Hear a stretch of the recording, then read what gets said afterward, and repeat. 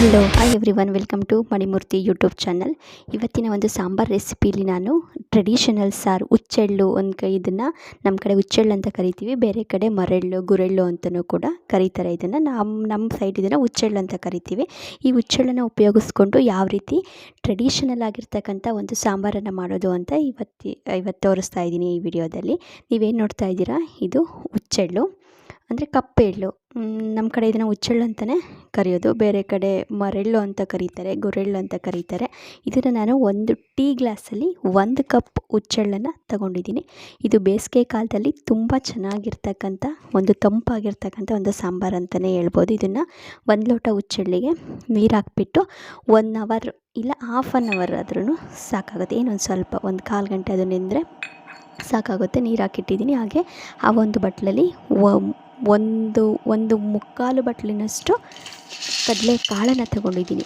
ಕಡಲೆ ಕಾಳು ಒಂದು ಬಟ್ಲು, ಆಮೇಲೆ ಇನ್ನೊಂದು ಸ್ವಲ್ಪ ನಿಮ್ಮ ಕ್ವಾಂಟಿಟಿ ಕಡಲೆಕಾಳು ಜಾಸ್ತಿ ಬೇಕು ಅಂತ ಅನಿಸಿದರೆ ತಗೊಳ್ಳಿ. ನನಗೆ ಅಷ್ಟು ಸಾಕಾಗುತ್ತೆ, 1.5 ಬಟ್ಲು ನನಗೆ ಕಡಲೆಕಾಳು ಸಾಕಾಗುತ್ತೆ ಆ ಜಾಮೂನ್ ಬಟ್ಲಲ್ಲಿ. ನೆಕ್ಸ್ಟ್ ಅದಾದ ನಂತರ ಒಂದು 1/4 ಬಟ್ಲಿನಷ್ಟು ಇಲ್ಲ ಮುಕ್ಕಾಲು ಬಟ್ಲಿನಷ್ಟು ಕಡಲೆ ಬೀಜ. ಅದು ಮುಕ್ಕಾಲು ಬಟ್ಲಿಗಿಂತ ಕಡಿಮೆನೇ ಇದೆ, ಅದರಲ್ಲಿ ಇನ್ನೊಂದು ಸ್ವಲ್ಪ ತೆಗ್ದಿದ್ದೆ, ತಿನ್ನಲಿಕ್ಕೆ ಮಕ್ಕಳು ತಿಂತಾರೆ ಅಂತ ಹೇಳ್ಬಿಟ್ಟಂತ ಒಂದು ಸ್ವಲ್ಪ ಜಾಸ್ತಿ ತೊಗೊಂಡಿದ್ದೆ ಅಷ್ಟೇ. ಒಂದು 1/4 ಬಟ್ಲು ತೊಗೊಂಡ್ರೆ ಸಾಕಾಗುತ್ತೆ ಕಡಲೆ ಬೀಜ. ಕಡಲೆ ಬೀಜ ನಿಮ್ಮ ಒಂದು ಆಪ್ಷನಲ್ಲು.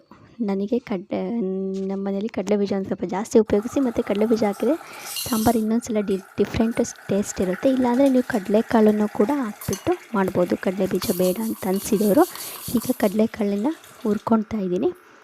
ಮೀಡಿಯಮ್ ಫ್ಲೇಮಲ್ಲೇ ಇಟ್ಕೊಂಡು ಹುರ್ಕೊಳ್ಳೋಣ, ಯಾಕೆಂದರೆ ಹೈ ಫ್ಲೇಮ್ ಇಟ್ಟರೆ ಕಡಲೆಕಾಳು ಕಡಲೆ ಥರ ಆಗೋವಂಥ ಚಾನ್ಸಸ್ ಇರುತ್ತೆ. ಹಾಗಾಗಿ ಮೀಡಿಯಮ್ ಫ್ಲೇಮಲ್ಲೇ ಇಟ್ಕೊಂಡಿದ್ದೀನಿ. ಅದು ಕಡಲೆಕಾಳು ಹುರ್ಕೊಳ್ಳೋ ಅಷ್ಟೊತ್ತಿಗೆ ನಾನು ಮಿಕ್ಸಿ ಜಾರಿಗೆ ಏನು ನೆನೆಸಿಟ್ಟಿರೋ ಅಂತಹ ಹುಚ್ಚೆಳ್ಳಿದೆ ಅದ್ರದ್ದು ಹಾಲನ್ನು ತಗೊಳ್ತಾ ಇದ್ದೀನಿ. ತೊಳೆದ್ಬಿಟ್ಟೆ ನೆನೆ ಹಾಕಿದ್ದೆ, ಹಾಗಾಗಿ ಮಿಕ್ಸಿ ಜಾರಲ್ಲಿ ಹಾಕ್ಬಿಟ್ಟು ಸಣ್ಣಗೆ ರುಬ್ಕೊಂಡ್ರೆ ಅದ್ರದ್ದು ಹಾಲು ಬರುತ್ತೆ. ಅದು ಏನು ಹಾಲನ್ನು ತಕ್ಕೊಂಡು ಅದರದ್ದು ಡಸ್ಟ್ ಏನಿದೆ ಅದನ್ನು ಹಿಂಡ್ಬಿಟ್ಟು ಮತ್ತೆ ಇನ್ನೊಂದು ಸಲ ಅದನ್ನು ಮಿಕ್ಸಿ ಜಾರಿಗೆ ಹಾಕ್ಕೋಬೇಕು. ನೀವು ನೋಡ್ತಾ ಇರ್ಬೋದು, ಅದು ರುಬ್ಕೊಂಡು ಬಂದಿದ್ದೀನಿ. ಸಣ್ಣಕ್ಕೆ ರುಬ್ಕೊಂಡು ಅದಕ್ಕೆ ಒಂದು ಸ್ವಲ್ಪ ನೀರು ಹಾಕಿ, ರಸ ಇಳಿಬೇಕಲ್ವ ಹಾಲಿಂದು, ಹಾಗಾಗಿ ನೀರು ಹಾಕ್ಬಿಟ್ಟು ನೀಟಾಗಿ ಒಂದು ಜರಡಿ ಸಹಾಯದಿಂದ ಸೋದಿಸ್ಕೊತಾ ಇದ್ದೀನಿ. ಅದನ್ನು ಪೂರ್ತಿ ಹಿಂಡ್ಕೊತಾ ಇದ್ದೀನಿ. ಅದನ್ನು ಜಾಸ್ತಿ ಹುಚ್ಚೆಳ್ಳಿರೋರು ಈ ರೀತಿ ಮಾಡ್ಬೋದು. ಇಲ್ಲ ಅಂದರೆ ಹುಚ್ಚೆಳ್ಳನ್ನು ಹುರಿದಾಕೊಂಬಿಟ್ಟು ನಾವೇನು ಖಾರಕ್ಕೆ ಎಲ್ಲ ಹುರ್ಕೊಳ್ತೀವಿ, ಈರುಳ್ಳಿ ಬೆಳ್ಳುಳ್ಳಿ ಎಲ್ಲ, ಅದ್ರ ಜೊತೆಗೆ ಹುಚ್ಚೆಳ್ಳನ್ನು ಕೂಡ ಹಾಕ್ಬೋದು. ಕಡಿಮೆ ಹುಚ್ಚೆಳ್ಳಿರೋರು, ಜಾಸ್ತಿ ಇರೋರು ಈ ರೀತಿ ನೆನೆಹಾಕ್ಬಿಟ್ಟು ಮಾಡ್ತಾರೆ. ಆದರೆ ತುಂಬ ಟೇಸ್ಟ್ ಬರೋದು ಈ ರೀತಿ ನೆನೆಹಾಕಿ ಹುಚ್ಚೆಳ್ಳಿಂದ ಹಾಲು ತೆಗೆದು ಮಾಡಿದಾಗ ಮಾತ್ರ ಟೇಸ್ಟಿಯಾಗಿರ್ತಕ್ಕಂಥದ್ದು. 2ನೇ ರೌಂಡು ಕೂಡ ನಾನು ಮಿಕ್ಸಿಗೆ ಹಾಕ್ಕೊಂಡು ಬಂದಿದ್ದೀನಿ. ಅದನ್ನು ಕೂಡ ಹಿಂಡ್ಬಿಟ್ಟು ಅದರಲ್ಲೂ ಕೂಡ ಹಾಲು ತೆಗಿತಾಯಿದ್ದೀನಿ.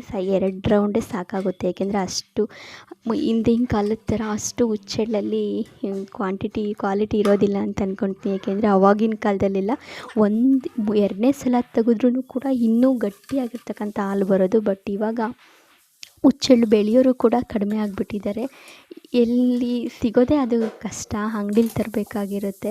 ಮುಂಚೆ ಎಲ್ಲ ಮನೆಯಲ್ಲೇ ಅದನ್ನು ಬೆಳ್ಕೊಳೋದ್ರಿಂದ ಜಾಸ್ತಿ ಇರ್ತಿತ್ತು ಹುಚ್ಚೆಳ್ಳು. ಈ ರೀತಿ ತೆಗೆದು ಮಾಡೋರು ಈಗ ಅದನ್ನೇ ಹುರಿದ್ಬಿಟ್ಟು ಹಾಕಿದ್ರು ನಡೆಯುತ್ತೆ. ಬಟ್ ಇದ್ವೋ ಅಂತ ನಾನು ಈ ರೀತಿ ತೋರಿಸೋಣ ಅಂತಂತ ಹಾಲು ತೆಗೆದುಬಿಟ್ಟೆ ಮಾಡ್ತಾಯಿದ್ದೀನಿ. ನೋಡ್ತಾ ಇರ್ಬೋದು, ಈ ಮಿಕ್ಸಿ ಜಾರಲ್ಲಿ 2 ಜಾರ್ನಷ್ಟು ಹಾಲನ್ನು ಮಾಡ್ಕೊಂಡಿದ್ದೀನಿ ನಾನು. 2 ಜಾರು ಮಿಕ್ಸಿ ಜಾರ್ನಲ್ಲಿ 2 ಜಾರ್ನಷ್ಟು ಕೆಪಾಸಿಟಿ ಇರೋವಂಥ ಹಾಲಷ್ಟನ್ನು ತೆಗೆದು, ಅಂದರೆ ಅಷ್ಟು ಬರುತ್ತೆ. ಒಂದು ಸ್ವಲ್ಪ ನೀರು ಕೂಡ ಅದಕ್ಕೆ ಆ್ಯಡ್ ಮಾಡಿದ್ದೀನಿ. ಕಡಲೆಕಾಳು ಹುರ್ಕೊಂಡಾದ ನಂತರ ಅದಕ್ಕೆ ಒಂದು 3 ಬೆಳ್ಳುಳ್ಳಿ, ಹಾಗೆ 1 ಈರುಳ್ಳಿ, 3 ಬೆಳ್ಳುಳ್ಳಿ ಮತ್ತು ಈರುಳ್ಳಿನ ಸ್ವಲ್ಪ ಎಣ್ಣೆ ಹಾಕಿ ರೋಸ್ಟ್ ಮಾಡ್ಕೊಳ್ತಾ ಇದ್ದೀನಿ. ಸ್ವಲ್ಪ ಎಣ್ಣೆ ಹಾಕಬೇಕು, ಈರುಳ್ಳಿ ಒಂದು ಸ್ವಲ್ಪ ರೋಸ್ಟ್ ಆಗಿರಲಿ.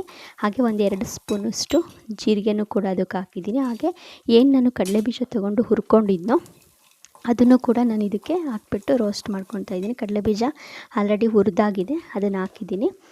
ಹಾಕ್ಬಿಟ್ಟು ಅದಕ್ಕೆ ನಾನು ಈಗ 1 ಸ್ಪೂನಿನಷ್ಟು ಖಾರದ ಪುಡಿ, 1 ಸ್ಪೂನಷ್ಟು ಖಾರದ ಪುಡಿ, ಹಾಗೆ 1.5 ಸ್ಪೂನಿನಷ್ಟು ಸಾಂಬಾರು ಪುಡಿ, 1 ಸ್ಪೂನು, ಮತ್ತು ಇನ್ನೊಂದು ಸ್ವಲ್ಪ ಅರ್ಧ, ಒಟ್ಟು ಟೋಟಲಿ 1.5 ಸ್ಪೂನಿನಷ್ಟು ಸಾಂಬಾರು ಪುಡಿನ ಹಾಕ್ತಾಯಿದ್ದೀನಿ. ಹಾಗೆ 1/4 ಟೀ ಸ್ಪೂನಷ್ಟು ಅರಿಶಿನ ಪುಡಿ ಹಾಕ್ತಾಯಿದ್ದೀನಿ. ಮತ್ತು ಇದಕ್ಕೆ ಮೇಯ್ನ್ ಇಂಗ್ರೀಡಿಯೆಂಟ್ ಅಂತಲೇ ಹೇಳ್ಬೋದು, ಬೆಲ್ಲ.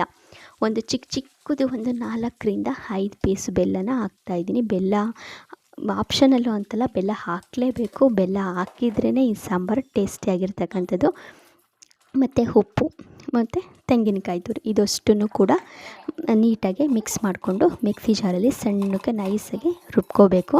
ಇದಕ್ಕೆ ನಾನು ಈಗ 1 ಈರುಳ್ಳಿನ ಹಾಕಿದ್ದೀನಿ.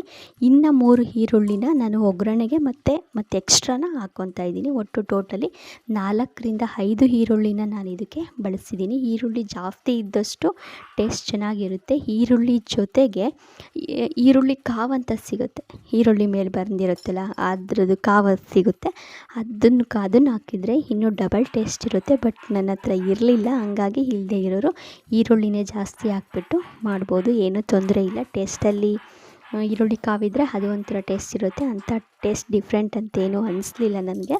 ಹಂಗಾಗಿ ಬರೀ ಈರುಳ್ಳಿನೇ ಒಂದು ಸ್ವಲ್ಪ ಜಾಸ್ತಿ ಹಾಕಿದರೆ ಚೆನ್ನಾಗಿರುತ್ತೆ. ಈಗ ಒಂದು ಸ್ವಲ್ಪ ಎಣ್ಣೆ ಹಾಕಿ ಒಂದು ಕಾಲು ಭಾಗದಷ್ಟು ಈರುಳ್ಳಿನ ಇವಾಗ ಹಾಕ್ಕೊತಾ ಇದ್ದೀನಿ. ಒಂದು ಸ್ವಲ್ಪ ಕ್ರಿಸ್ಪಿ ಆಗೋ ರೀತಿ ಈರುಳ್ಳಿ ರೋಸ್ಟ್ ಆದರೆ ಸಾಕು, ಜಾಸ್ತಿ ರೋಸ್ಟ್ ಆಗೋದೇನು ಬೇಡ. ಅಷ್ಟಾದ ನಂತರ ಮತ್ತೆ ಇದನ್ನು ಸ್ಟವ್ ಆಫ್ ಮಾಡ್ತಾಯಿದ್ದೀನಿ. ಸಾಕು, ಇಷ್ಟೇ. ಒಗ್ಗರಣೆ ಹಾಕದೇ ಇದ್ರೂ ಕೂಡ ನಡೆಯುತ್ತೆ, ಬಟ್ ಒಗ್ಗರಣೆ ಹಾಕಿದ್ರೆ ಏನೋ ಒಂಥರ ಡಿಫ್ರೆಂಟ್ ಟೇಸ್ಟ್ ಇರುತ್ತೆ ಅಂತ ನಾನು ಒಗ್ಗರಣೆ ಹಾಕ್ತಾಯಿದ್ದೀನಿ. ನೀವು ಯಾರಿಗಾದರೂ ಒಗ್ಗರಣೆ ಇಷ್ಟ ಇಲ್ಲ ಅಂದರೆ ಸ್ಕಿಪ್ ಕೂಡ ಮಾಡ್ಬೋದು, ಅವಶ್ಯಕತೆ ಇರೋದಿಲ್ಲ. ಅದೇ ಇದಕ್ಕೇನು ನಾವು ಹುಚ್ಚೆಳ್ಳು ಹಾಲು ತೊಗೊಂಡಿದ್ವಿ ಅದಕ್ಕೆ ರುಬ್ಕೊಂಡಿರೋವಂಥ ಮಸಾಲೆ ಹಾಕಿ ಈರುಳ್ಳಿ ಮತ್ತು ಕಡಲೆಕಾಳನ್ನು ಸೇರಿಸಿ ಉಪ್ಪು ಮತ್ತು ಹುಳಿ ಬಿಟ್ಬಿಟ್ರೆ ಆಗೋಗುತ್ತೆ. ಬಟ್ ನಾನು ಸ್ವಲ್ಪ ಒಗ್ಗರಣೆ ಟೇಸ್ಟ್ ಇರಲಿ ಅಂತ ಒಗ್ಗರಣೆ ಮಾಡ್ತಾಯಿದ್ದೀನಿ. ಒಗ್ಗರಣೆ ಫುಲ್ ಸ್ಟವ್ ಆಫ್ ಮಾಡಿದ್ದೀನಿ. ಸ್ಟವ್ ಆಫ್ ಮಾಡಿ ಒಗ್ಗರಣೆ ತಣ್ಣಗಾದ ಮೇಲೆ ನಾನು ಏನು ಹಸಿ ಈರುಳ್ಳಿ ಇತ್ತು ಅದನ್ನು ಕೂಡ ಹಾಕ್ಕೊಳ್ತಾ ಇದ್ದೀನಿ. ಅದನ್ನು ಹಾಕಿ ನೀಟಾಗಿ ಮಿಕ್ಸ್ ಮಾಡಿ, ಅದಾದ ನಂತರ ಕಡಲೆಕಾಳನ್ನು ಹುರ್ಕೊಂಡಿದ್ವಲ್ಲ ಆವಾಗಲೇ ಒಂದು ಸ್ವಲ್ಪ ನೀರು ಹಾಕ್ಬಿಟ್ಟು ನೆನೆಹಾಕ್ಬಿಡಬೇಕು. ಬಿಸಿ ಇದ್ದಂಕಲೇ ನೆಂದರೆ ನೀರು ಹಾಕಿದರೆ ಚೆನ್ನಾಗಿ ನೆನೆಯುತ್ತೆ. ಅದನ್ನು ಕೂಡ ಹಾಕ್ಬಿಟ್ಟು ಮಿಕ್ಸ್ ಮಾಡ್ತಾಯಿದ್ದೀನಿ. ಇದಾದ ನಂತರ ನಾನು ಏನು ರುಬ್ಕೊಂಡಿದ್ದೆ ಮಸಾಲೆ ಅದನ್ನು ಕೂಡ ಹಾಕ್ತಾಯಿದ್ದೀನಿ. ಹಾಗೆ ಹುಣಸೆ ರಸ ಹೊಸ ಹುಣಸೆ ಹಣ್ಣಾದರೆ ಟೇಸ್ಟ್ ಚೆನ್ನಾಗಿರುತ್ತೆ. ಈ ಒಂದು ಬೌಲಲ್ಲಿ ನಾನು 3/4 ಭಾಗ ಹುಣಸೆ ರಸನ ಹಾಕಿದ್ದೀನಿ, ಇನ್ನು 1/4 ಭಾಗ ಬಿಟ್ಕೊಂಡಿದ್ದೀನಿ. ಹಾಗೆ ರುಬ್ಕೊಂಡಿರೋ ಅಂಥ ಮಸಾಲೆ ಏನಿದೆ ಅದನ್ನು ಕೂಡ ಇದಕ್ಕೆ ಆ್ಯಡ್ ಮಾಡ್ತಾಯಿದ್ದೀನಿ. ಮತ್ತು ನಾನು ಯಾವುದೇ ರೀತಿ ಎಕ್ಸ್ಟ್ರಾ ನೀರು ಹಾಕ್ಕೊಂಡಿಲ್ಲ. ಏನು ನಾನು ಹುಚ್ಚೆಳ್ಳು ಹಾಲು ತೆಗಿಯೋದಕ್ಕೆ ನೀರು ಮಾಡ್ಕೊಂಡಿದ್ನೋ ಹುಚ್ಚೆಳ್ಳು ಹಾಲು ಅದನ್ನೇ ಉಪಯೋಗಿಸಿದ್ದೀನಿ. ನೋಡಿ, ನೀವು ಜಾರಲ್ಲಿ ನೋಡ್ತಾ ಇರ್ಬೋದು, ಹುಚ್ಚೆಳ್ಳು ಹಾಲಿನ ನೀರನ್ನೇ ನಾನು ಹಾಕ್ತಾಯಿದ್ದೀನಿ. ಈಗ ಅದ್ರದ್ದು ಕೂಡ ಏನು ಹುಚ್ಚೆಳ್ಳು ಹಾಲಿನ ನೀರಿತ್ತು ಅದನ್ನು ಕೂಡ ಇದಕ್ಕೆ ಹಾಕಿ ಮಿಕ್ಸ್ ಮಾಡಿ ಕುದಿಸೋ ಅವಶ್ಯಕತೆ ಇಲ್ಲ, ಏನಿಲ್ಲ. Sambar is ready. ಬೇಕು ಅಂತ ಅನಿಸಿದರೆ ಅದರಲ್ಲೊಂದು ಗ್ಲಾಸ್ ನೀರು ಹಾಕ್ಕೊಳ್ಳಿ, ಬೇಡ ಅಂದರೆ ಸ್ಕಿಪ್ ಮಾಡಿ ಅಷ್ಟೇ. ಇಷ್ಟೇ, ಇದು ಟ್ರೆಡಿಷನಲ್ ಆಗಿರ್ತಕ್ಕಂಥ ಸಿಂಪಲ್ ಆಗಿರ್ತಕ್ಕಂಥ ತುಂಬ ಟೇಸ್ಟಿಯಾಗಿರುವಂತಹ ಒಂದು ಸಾಂಬಾರು. ಇದು 3 ಟೈಮ್ ಊಟ ಮಾಡಲಿಕ್ಕೆ ಬರೋದಿಲ್ಲ.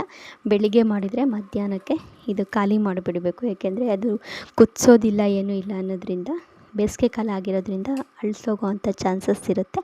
ಹಾಗಾಗಿ ಇದು ಮಧ್ಯಾಹ್ನ 2 ಟೈಮ್ ಅಷ್ಟೇ ಸಾರು. ಇದು ಮುದ್ದೆಗೆ ಒಳ್ಳೆ ಕಾಂಬಿನೇಷನ್ ಸಾರು. ಕಡಲೆಕಾಳು ಈರುಳ್ಳಿ ಹಸಿಯಾಗಿ ಬಾಯಿಗೆ ಸಿಕ್ಕರೆ ತುಂಬ ಟೇಸ್ಟಿಯಾಗಿರುತ್ತೆ.